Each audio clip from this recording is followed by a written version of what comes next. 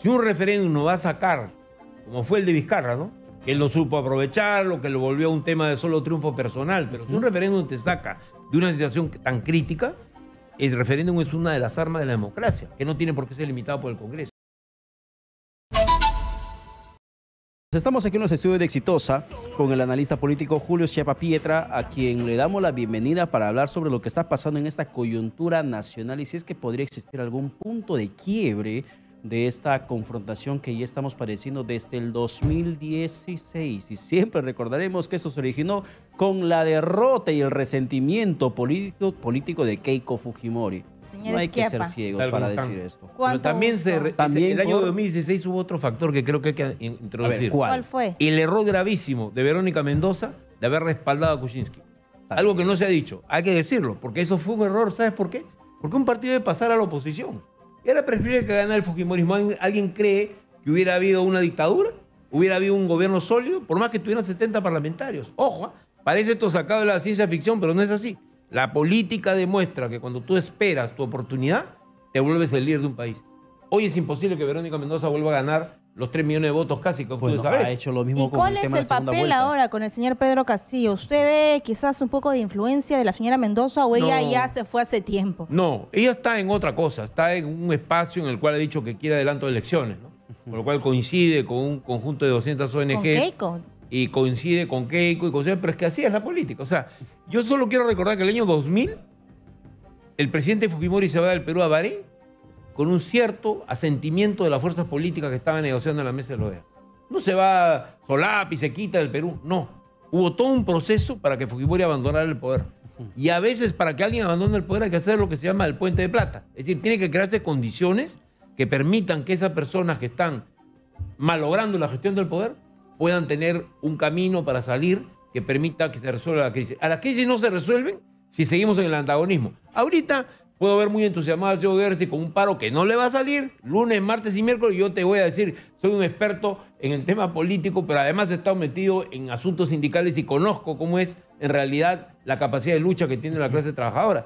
Pues pensar uno que va a venir, los vecinos de Miraflores no van a hacer un paro, ¿no? O sea, no va a tener trascendencia. Los vecinos de San Isidro, los que fueron a la marcha el otro día, puede haber mucha gente también de barrios populares. Pero ese no es el método.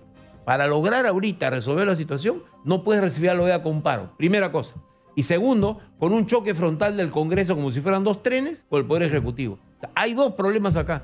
No se entiende el momento y dos, no se ve el riesgo que corre el Perú de seguir en esta ruta de choque, ¿no? Y en esta ruta de choque, ¿puede existir la posibilidad de que se pueda tener este puente de plata para que ambos se vayan? Que es lo que muchos mencionan. Claro. No solamente que se vaya Castillo, también que se vaya el Congreso en su totalidad y que se convoquen nuevas elecciones generales. Lo que pasa es que las nuevas elecciones, quisiera hacer una reflexión, lo dicen todos los analistas políticos y todos los que saben de política. Las elecciones generales se pueden dar en un contexto en el cual tú tengas un momento de transición que permita resolver la crisis. Es decir, tú no puedes ir a las elecciones con este sistema como lo tienes ahorita. Hay un problema con el sistema electoral que debe dar determinadas garantías.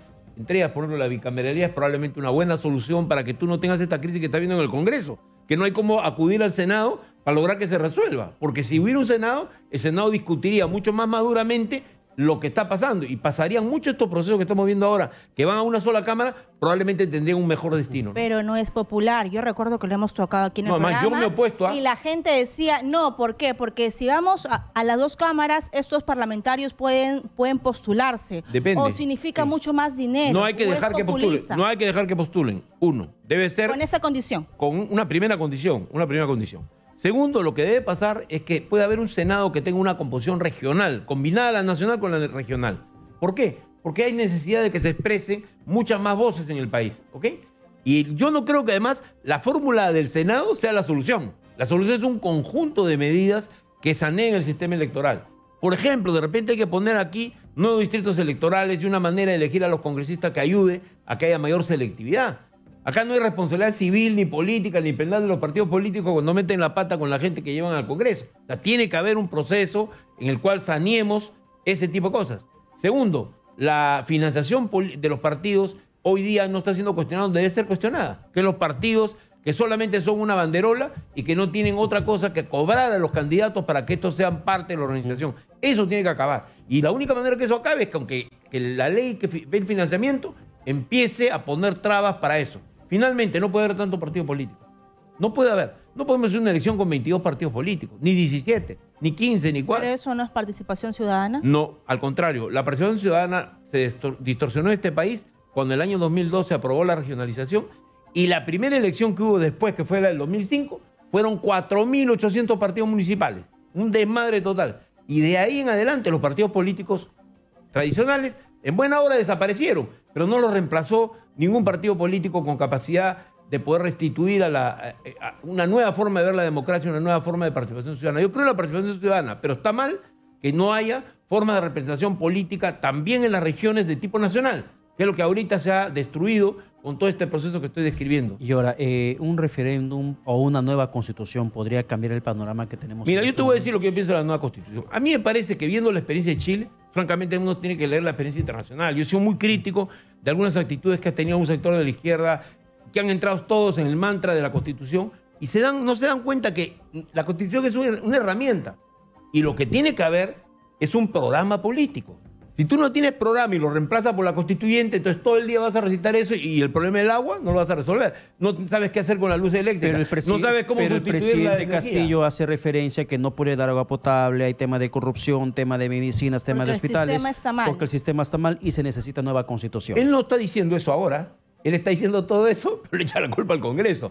El gran problema del Perú es que no estamos entrando a una fase... Primero que ahorita no podemos resolver... No, pero recuerde que lo dijo al inicio de su gobierno. Por supuesto cuando que sí. mencionaba que la Constitución no garantiza cuando el que la salud como un derecho, recitaba la oreja era el educación como un señor derecho. Cerrón, ¿no?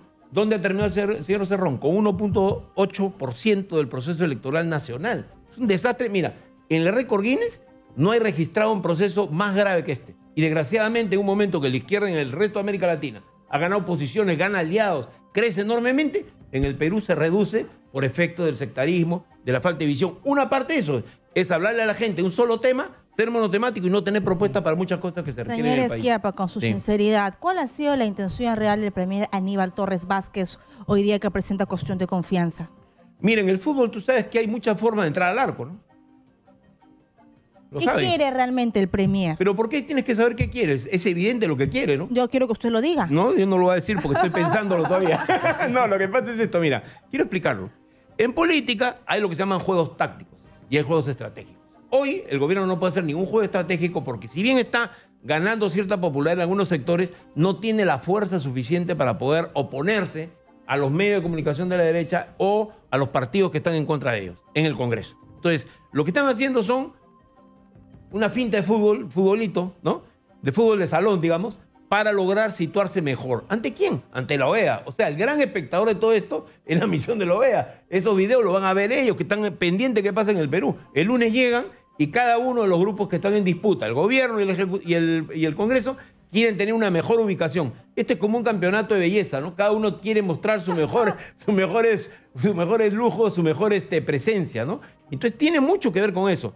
No nos detengamos porque yo voy a escuchar a los constitucionalistas, que ya los estoy escuchando, ya estoy apagando los canales porque hay muchos constitucionalistas que todos opinan y son como los curas. Cada uno tiene una versión diferente del evangelio. Esa es la verdad. Otros dicen que no procede, otros dicen que sí, que responda. Así es. Y ponen a veces cosas que se muy va a caer el alambicadas. gabinete. El señor Torres, si algo no se le puede decir es que no se pelee. O sea, en los trucos legales para poder encontrar salidas, movidas que desestabilicen al Congreso y lo obligan a negociar, él es un hombre que tiene todas las de jugar. No nos puede gustar su lenguaje, a mí me parece que a veces se excede, ¿no? Definitivamente, le falta un manejo, pero él, antes que un político, es un abogado. Y en ese papel realmente están logrando algo increíble. Han puesto a la defensiva a aquellas fuerzas que representan el poder en este país. O sea, o alguien cree que está a la ofensiva a la derecha porque ha hecho una marcha con 10.000, 20.000 personas, que me parece muy bien. Pero sin embargo, en el país no ha logrado una audiencia mayor de la que está. Castillo ha sacado 27% de popularidad, que a mí me parece increíble, ¿eh?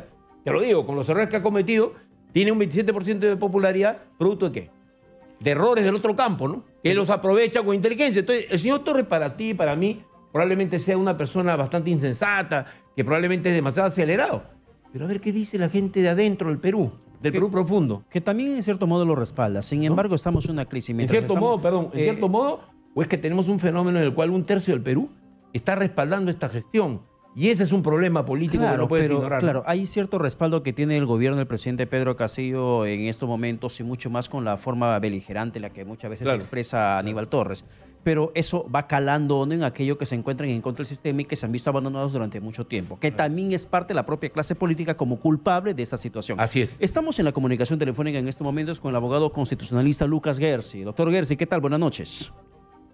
¿Cómo están? Muy buenas noches y gracias por este breve enlace telefónico. Feliz de estar acá con ustedes. Gracias. A ver, está aquí también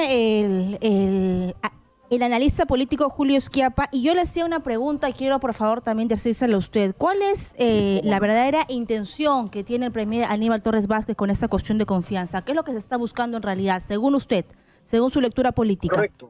Correcto. Yo creo que aquí claramente lo que se está buscando es el cierre del Congreso para poder convocar a la Asamblea Constituyente. Esta no es una acción aislada, sino que es una acción que forma parte de un conjunto de acciones. Tenemos a la OEA, que va a venir dentro de 2-3 días. Tenemos a Evo Morales, presente en Puno, haciendo campaña a favor de la Asamblea Constituyente. Tenemos a esta cuestión de confianza. Entonces, se está generando todo un clima que lo que busca es generar una visión de crisis, un entorno de crisis, y se está buscando el cierre del Congreso. Si es que el Congreso niega la confianza, entonces ya se habrá usado una de 2 balas de plata. Si es que el Congreso acepta la confianza, el gobierno va a argumentar que como se aceptó la confianza, ellos tienen el derecho de convocar una asamblea constituyente por decreto, lo cual sería inconstitucional. Si es que el Congreso de la República declara improcedente la confianza, el gobierno lo que va a hacer básicamente es declarar que se ha producido la denegación fáctica de la confianza y los ministros posiblemente van a renunciar. Entonces ellos ya tienen un plan de acción trazado. Si es que el Congreso quiere tener la posibilidad de frenar este plan de acción trazado, el Congreso tiene que pasar a la contraofensiva política, poniendo en agenda de repente la suspensión del presidente Pedro Castillo sobre la base del artículo 114 de la Constitución. Entonces está en juego todo este ajedrez, que es lo que estamos viendo en estos momentos. Julio Schiappa le quiere responder. Señor Schiappa, ¿tiene usted algún... No, primero saludar a Lucas Gersi. A mí me parece muy positivo. ¿Cómo estás? ¿Qué tal? No, Julio, encantado. A veces no soy muy cariñoso contigo, pero la verdad es que a mí me admira que la juventud, sea de derecha o de izquierda, protagonice la política. Yo fui así cuando era un joven estudiante de la Católica y me siento muy honrado de esa trayectoria. Y te felicito por el esfuerzo que tienes también en marcha, en firmas, en fin, y esta presencia activa. Yo quisiera hacer una sola observación. ¿Qué ocurrencia? Quisiera hacerte una sola observación, Lucas, que me parece muy importante. La meta en este momento, ¿cuál es? ¿Es derribar a Castillo únicamente? ¿O es una meta de lograr que el Perú logre un consenso básico alrededor del cual se pueda construir una transferencia del poder si hubiera que hacer un cambio de ese tipo? Si no estamos claros en qué es lo que buscamos, el problema es que ahorita estamos convocando una marcha diciendo que Evo Morales está en Puno y diciendo algunas de las cosas que tú dices. Y yo creo que el objetivo no es una marcha, no es un paro que no va a salir, que es muy difícil que salga, no es un momento de ese tipo, sino viene la misión de la OEA.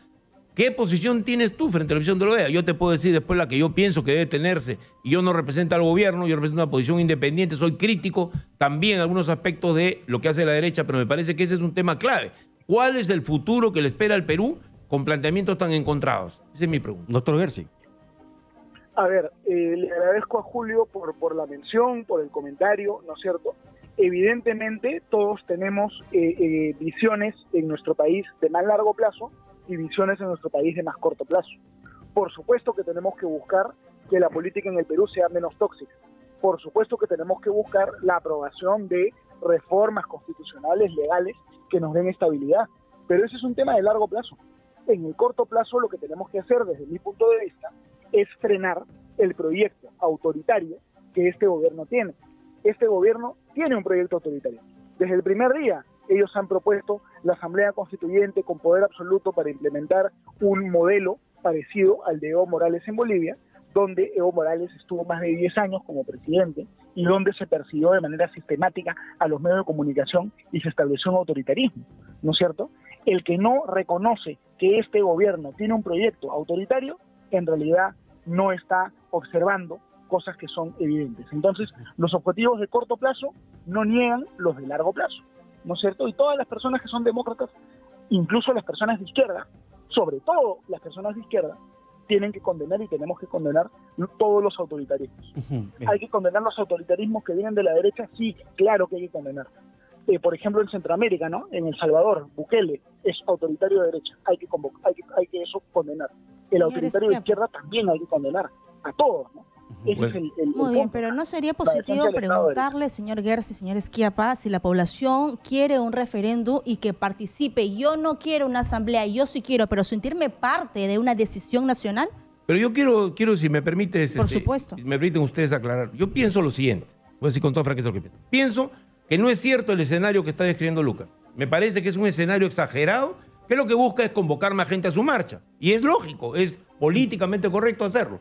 Pero yo creo que lo que hay en el gobierno no hay la fortaleza para meterse ahorita a proponer la Asamblea Constituyente. Lo que hay es lo que se llama una maniobra táctica, es un esfuerzo por lograr presentarse a la ofensiva en un momento crucial. Y creo que no debemos subir la velocidad de las cosas cuando no es así. Y si está Evo Morales, me gustaría yo llamarlo por teléfono para preguntarle qué hace en el Perú, ¿no? Y si está, lo va a felicitar, lo va a saludar. No me parece a mí que la posición antiboliviana que han asumido un sector de la derecha sea una posición correcta. Es una posición que ha sido golpeada duramente. Y es que todo lo que están haciendo ahorita es tratar de ocultar lo que ha pasado en el TC.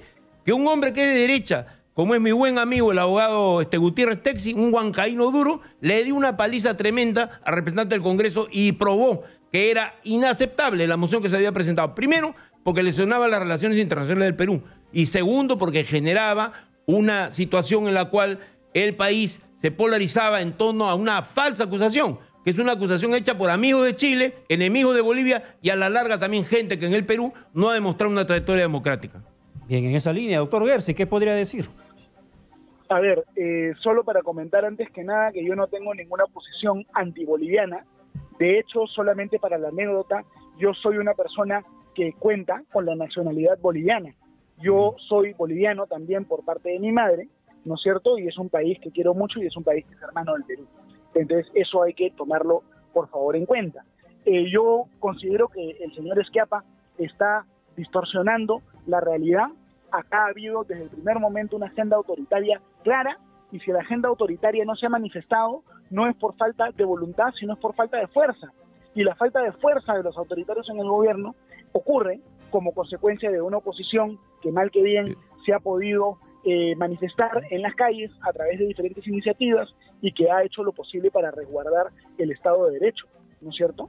Pero Lucas, y ya les pido ir terminando porque tengo el tiempo un poco justo. No te preocupes. Me llamaron de imprevisto, pero feliz de conversar. Claro. La Constitución Política del Perú tiene un defecto. No se debería poder disolver el Congreso. Cuando se disuelve el Congreso, queda el presidente gobernando solo, por decreto. Cuando Martín Vizcarra disolvió el Congreso, hubieron varios meses donde Martín Vizcarra tuvo poderes casi de un dictador. Y por decreto de urgencia, Martín Vizcarra aprobó barbaridades, cosas que no se deben aprobar por decreto de urgencia, sino cosas que corresponden a la ley o al decreto legislativo. Si se produce el cierre del Congreso, habría una ventana de tiempo de varios meses donde Pedro Castillo tendría de facto poderes dictatoriales. Bien, ¿estamos dispuestos nosotros a consentir eso, a tolerar eso? ¿Eso es lo democrático? De ninguna manera. Doctor Gersi, solamente para terminar, porque tenemos que cerrar la entrevista con él, para que nos mencione, por favor, de esta información de la paralización que se estaría convocando para esos 3 días, desde el domingo hasta el día martes. ¿Qué de cierto hay con eso? Correcto. Yo no tengo los detalles específicos de este tema, pero entiendo que muchos gremios en todo el país se están plegando y yo creo que va a ser una paralización que va a tener un impacto fuerte. 3 días. Recordemos que cuando nosotros convocamos la marcha del 5 de noviembre, un montón de gente se rió de nosotros, ¿no? La marcha de los 4 gatos, etcétera. Y resulta que cuando se convocó la marcha, no fue de 4 gatos, sino fue una marcha impresionante, la más grande que hemos visto en los últimos tiempos. Había gente ininterrumpidamente, desde Palacio Legislativo hasta Palacio de Justicia, ininterrumpidamente la gente llegaba. Entonces, no nos subestimen, que estamos haciendo un trabajo político. Señor Gersi, por favor, Perú, por mucho tiempo, lo invitamos para que venga aquí al set, por favor, a ver si en estos días para que pueda conversar con el doctor Schiappa y también para que nos hable sobre esa movilización. Invitado está, por favor. Muchas gracias. Yo siempre encantado de poder ir. Solo a veces la agenda no nos permite. No se preocupe. Una reflexión final. Bien, lo escuchamos. Por mucho tiempo ha sido muy legalista. Ha pensado que lo único importante era tener un argumento legal, jurídico, y despreciaba un poco el convencer, la legitimidad. Si es que la gente que tiene una posición del lado de la derecha del espectro político no es capaz de tener legitimidad y convencer, siempre se va a perder. Y el trabajo que estamos buscando hacer nosotros va por ese lado. Y tiene que ver con la construcción de cultura política también. Bien. Entonces, nada, es eso. Y le agradezco mucho al señor Schiappa por haber estado acá, por conversar democráticamente, plantear diferentes puntos de vista sobre estas cosas. Un gusto, Lucas. Gracias. Que tengas un buen día. Gracias. El gusto es mío. Bien. Y con usted seguiremos luego de la pausa. De verdad Sí. que estamos agradecidos por tener dos puntos de vista distintos y hablarse con mucho Pero yo no voy cariño y a, con yo no voy a respeto. atacar al señor Gersi No, después de que no, pasemos de la no pausa, se porque sería preocupe, poco caballeroso. No se preocupe, más bien es un gran ejemplo que dan, porque podemos pensar distinto, pero nos respetamos y nos elogiamos. Seguimos en los estudios de Exitosa con Julio Schiappa Pietra. Él es analista político y le agradecemos la espera, además la paciencia que tuvimos con Luca Gersi. Y usted quiso hablar un poco más al respecto de lo que estábamos comentando, pero quiero un poco retomar la pregunta que había planteado Katiuska sobre si no fuera necesario dejar la participación de la población expedita mediante un referéndum para que determine finalmente si quiere o no una nueva constitución, porque el Congreso de una u otra manera ha cerrado esa posibilidad, se le negó esa posibilidad y ahora eso le permitió como insumo al gobierno para que plantee cuestión de confianza y agudizar mucho más la crisis que estamos atravesando. El tema es que hay que ir con cuidado en todas las decisiones. O sea, si un referéndum nos va a sacar, como fue el de Vizcarra, ¿no? Que él no supo aprovecharlo, que lo volvió un tema de solo triunfo personal, pero si un referéndum te saca de una situación tan crítica, el referéndum es una de las armas de la democracia, que no tiene por qué ser limitado por el Congreso. Pero el gobierno se opuso a ello. ¿Perdón? El gobierno se opuso a ello. No Perdón, entiendo. el Congreso se El opuso Congreso a se ello. opuso el a ello. Congreso. Por eso digo, pues, el Congreso ha tenido una trayectoria contraria a, digamos, a los últimos 20 años de historia constitucional del Perú. Inclusive a lo que dice la Constitución del 93, que tiene aspectos participativos también, ¿eh? No todo es dictatorial. Entonces hay aquí un primer problema. ¿Debe haber o no debe referéndum? Sí, pero ¿para qué? ¿Puede el referéndum resolver el problema inmediato que tenemos de se queda o se va el presidente, se queda o se va el Congreso? No lo puede hacer un referéndum. El El referéndum puede adelanto ser... de elecciones no puede ir con un referéndum. No, sí podría ir si es que el Congreso aprueba una ley, por supuesto que sí, pero generalmente el adelanto de elecciones debe ser resultado de un proceso al cual se niegan sectores de la derecha a emprender, que es ponerse de acuerdo porque creen que pueden votarlo a Castillo fácilmente. Y ponerse a conversar sobre una salida implica, lo que he dicho, reformas políticas que hay que hacer, implica ponerse de acuerdo en una transición, quién ocupa el cargo de presidente de la República, queda Castillo, ocupa la presidencia del Congreso, entra la vicepresidenta Boluarte. Eso hay que decirlo. Y tercero, el referéndum sería el mecanismo de consulta de ese proceso. Y yo creo que ese es el camino de un referéndum. Y no cabe hacer un referéndum en el aire. No cabe para llamar a una constituyente. ¿Sabes por qué? Porque la experiencia chilena demuestra que hay que madurar el proceso No, está constituyente. mal económicamente, no saben centrar porque no saben lo que va a pasar con esa carta mira, magna. los chilenos se las están agarrando solas. Es un país muy maduro, todos sus partidos se han puesto de acuerdo, ya están discutiendo con el gobierno las vías que hay para poder lograr que la constituyente, que fue hecha por la gente en la calle, la que salió a protestar, fue en mayoría, ¿no? Sencillamente hoy los partidos están tomando su espacio nuevamente, hablo de todas las tendencias políticas, y van a lograr seguramente una solución al tema constitucional. Solo para cerrar, por favor, ya hablemos de soluciones, ¿no? Porque hemos pasado 1 hora y media hablando de los problemas. ¿Cuál sería la solución para usted? Para mí la solución sería llegar a un acuerdo que permita que haya una transición democrática o un acuerdo para que continúen el gobierno actual, pero con cambios a su interior. Uno de ellos es la sucesión constitucional prevista en el año 93, que es una de las cosas que habría que conversar, discutir, decidir. Y eso depende también muy claramente de que si hoy día el gobierno está a la ofensiva, el gobierno no va a hacer un cambio, no va a salir Castillo, no va a salir ninguno de sus ministros. Eso es lo que va a pasar. Si se quiere hacer un cambio parcial, hay la posibilidad de hacer ahora un cambio de gabinete. Creo que sí es el momento de un cambio de gabinete y creo que lo que está buscando el señor Torres es producir el cambio de sí mismo. Porque eso ya está conversado al interior del gobierno, eso se lo revelo, es así. En el interior del gobierno han estado discutiendo si continúa o no el actual gabinete y lo notan desgastado y saben que tienen que hacer varios cambios. Y uno de ellos es el del Premier.